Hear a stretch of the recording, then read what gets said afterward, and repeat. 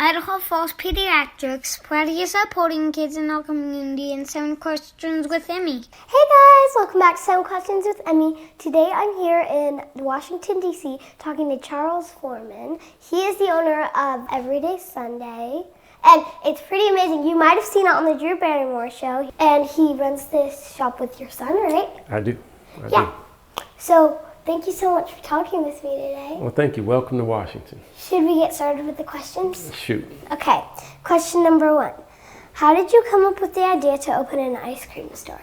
Wow. All right. So my genesis is that I used to be a chef. I've been a chef in the city for over 20 years. And unfortunately, like a lot of people, when the pandemic happened, I had to pivot. And so I'm working out, trying to keep my mind clear. And a friend of mine said, well, now that you lost your job, what are you going to do? And I was like, well, I don't really know. And then she said, what would you do if you weren't afraid? And I was like, wow. So then I had to really think.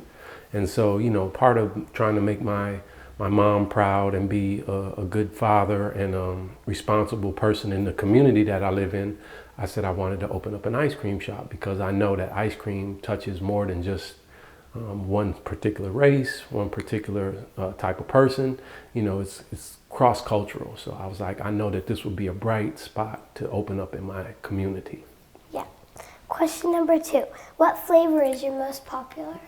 Well, I put it this way. There's a flavor for every person, right? Yeah. And no matter which one that I don't have, that's the one that they're upset about me not having that day. But to answer that question in a different way, my favorite is the cappuccino.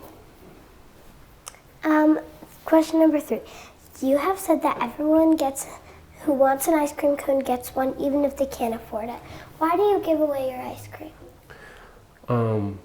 One of the reasons that I opened up in this location, in this neighborhood, is I'm a long-term resident in this neighborhood. And I've watched it redevelop. I like to use that word instead of other words, but I've watched this neighborhood redevelop. And I see the changes that are happening, which are good.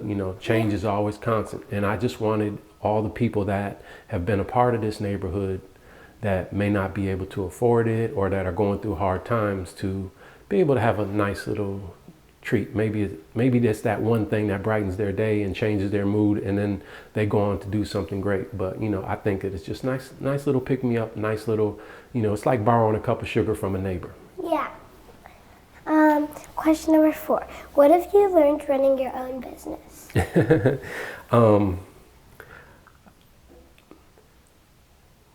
It's one of those things that people see you and they think that you have been doing this forever. Like, oh, he's so successful, but they don't understand how much work it takes just to open the door every day, right? So when they say, oh, being an entrepreneur is one of the hardest things you're gonna do besides being a parent, they're absolutely right. So you learn that I do all the accounting, I do all the bookkeeping, I do all the cleaning, I do all the personal development, all the Instagram, so social media, all those things are on me, and which I love.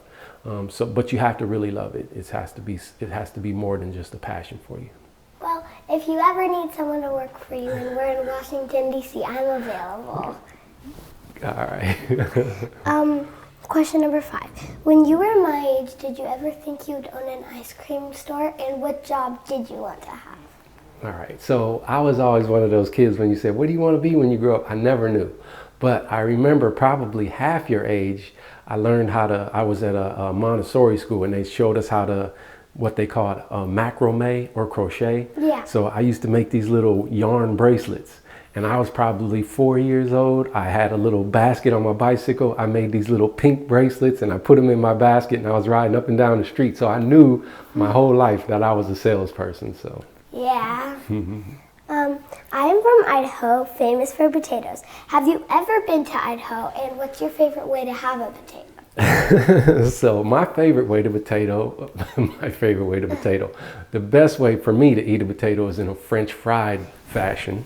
Yeah. All right. And I've never been to Idaho, but I hear that they have some of the top class 5 rapids in the world. So Yeah. I mean, Well, if you want to come, we have some space. We have beds in our house, so extra beds, so you can stay at our house. I mean, listen, I'm the type of person you can't invite me somewhere because I might show up. But You I can appreciate the show invite. up. All right, well, you never know. I might hold you to that. It's okay. You can show up Thank you so much.